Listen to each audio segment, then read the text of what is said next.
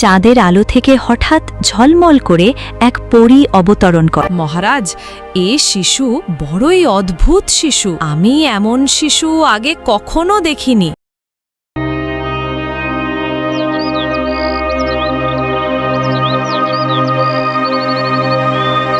আকাশে পূর্ণিমার চাঁদ জল করছে।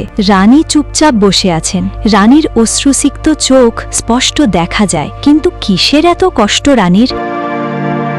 হে বিধাতা, এত বছর কেটে গেল, কেন আমি সন্তান পাই না? আমার বুকটা ফাঁকা লাগে। চাঁদের আলো থেকে হঠাৎ ঝলমল করে এক পরী অবতরণ করে। মহারাজ, এ শিশু বড়ই অদ্ভুত শিশু। আমি ভয় পেও না রানী পদ্মিনী, তোমার প্রার্থনা আমি শুনেছি। তুমি কে? আমি চন্দ্রপরী।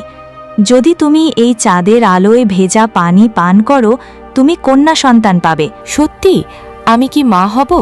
পরী, তুমি সত্যি কি পারবে আমার এই ফাঁকা কোল পূরণ করতে? তবে মনে রেখো, যদি এই আশীর্বাদ গোপন করো, তোমার সন্তান অর্ধেক আলো অর্ধেক মানুষ হয়ে জন্ম নেবে। যদি সত্য সবার সাথে ভাগ করো, সে পূর্ণাঙ্গ মানুষ হবে। তুমি যা বলবে, যেভাবে বলবে, আমি তাই করব। শুধু আমার একটা সন্তান চাই। আমি আমার সন্তানের জন্য সব করতে প্রস্তুত আছি। আচ্ছা বেশ, তবে তুমি প্রস্তুত হও।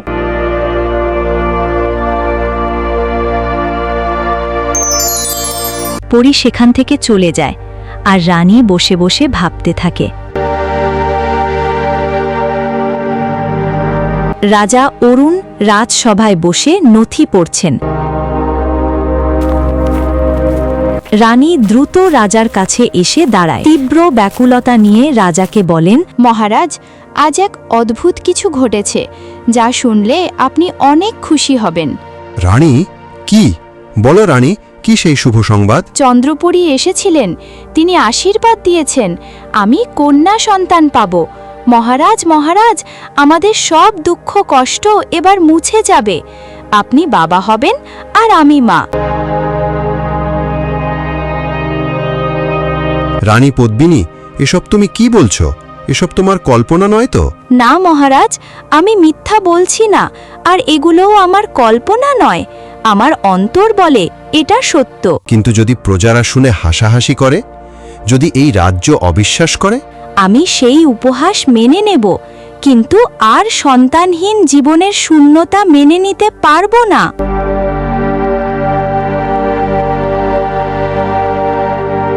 আচ্ছা, যদি এটাই তোমার বিশ্বাস হয়, আমি তোমার পাশে থাকব। রাজার এমন কথা শুনে রানী অনেক খুশি হয়। রাজপ্রাসাদে কোলাহল। রাজা খুব উদ্বেগ হয়ে আছেন। একবার এপাশ একবার ওপাশে হেঁটে বেড়াচ্ছেন।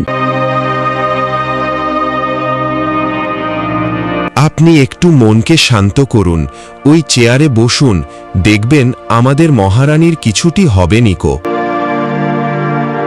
তাই যেন হয় মন্ত্রী, তাই যেন হয়, কিন্তু আমার মনকে আমি কিছুতেই শান্ত করতে পারছি না। হঠাৎ নবজাতকের কান্না।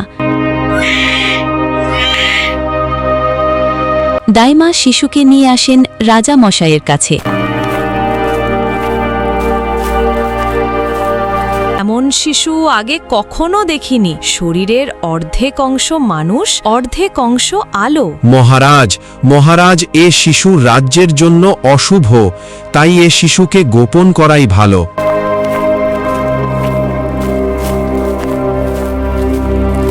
না, এ আমার সন্তান, আমার প্রাণ। আলোকিত হোক বা অন্ধকার, আমার কাছে সে আশীর্বাদ। আমি ওকে অন্য কাউকে দিব না।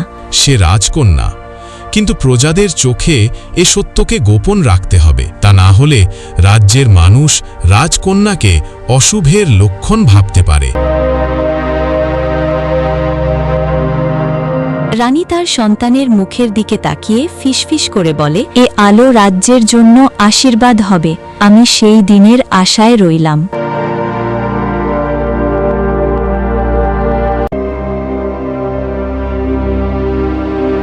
লীলা বড় হয়েছে। দিনে সাধারণ রাজকন্যা, রাতে শরীর থেকে আলো বের হয়। প্রহরীরা ফিসফিস করছে, রাজকন্যার শরীর রাতে জ্বল করে। আমি শুনেছি এটা দুর্ভাগ্যের লক্ষণ। নিশ্চিত রাজ্যেতে কোনো বিপদ আপদ আসতে চলেছে। লীলা প্রহরীদের সব কথা শুনতে পায়। তারপর দৌড়ে মায়ের কাছে যায়।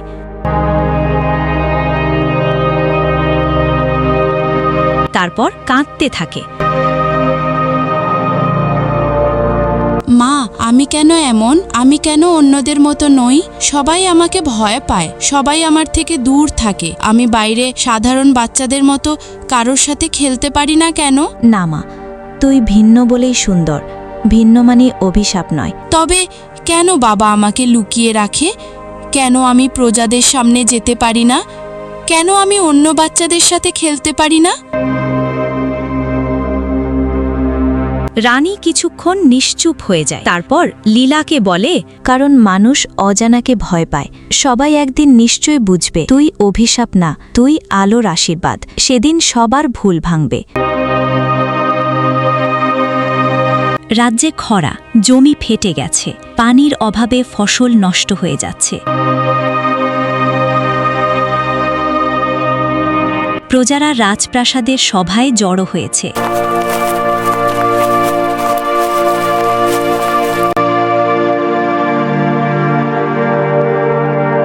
মহারাজ, আমরা মরছি। আমাদের ছেলে মেয়ে বউ সব মরতে বসেছে। খাবার নেই, পানির সংকট। এই অবস্থায় আমরা আমাদের জীবন বাঁচাবো কিভাবে? মহারাজ, আমাদের বাঁচান। আপনিই আমাদের একমাত্র ভরসা। রাজামশাই প্রজাদের এমন কথা শুনে অনেক চিন্তায় পড়ে যান। রাজসভায় মন্ত্রী দাঁড়িয়ে আছেন।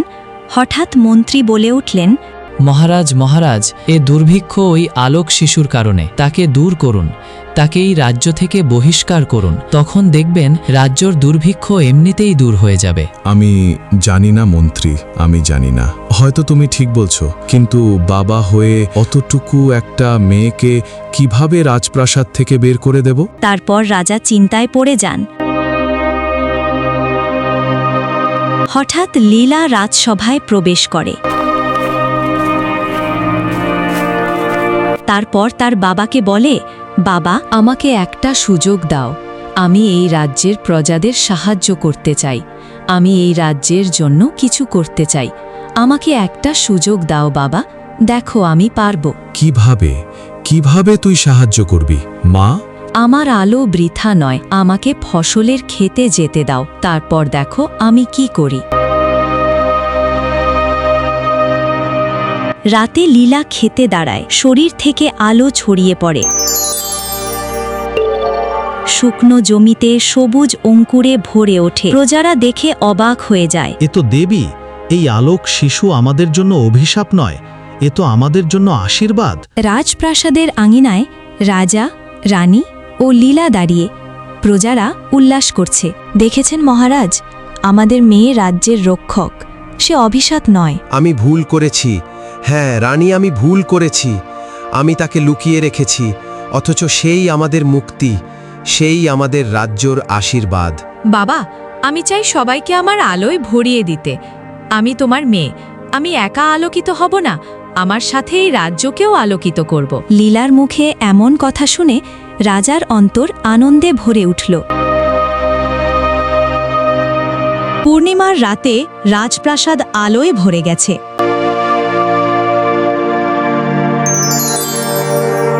সত্য যতই গোপন করো, একদিন তা আলো হয়ে প্রকাশ পায়। ভালোবাসা ও গ্রহণযোগ্যতায় সব অভিশাপ ভাঙার একমাত্র শক্তি।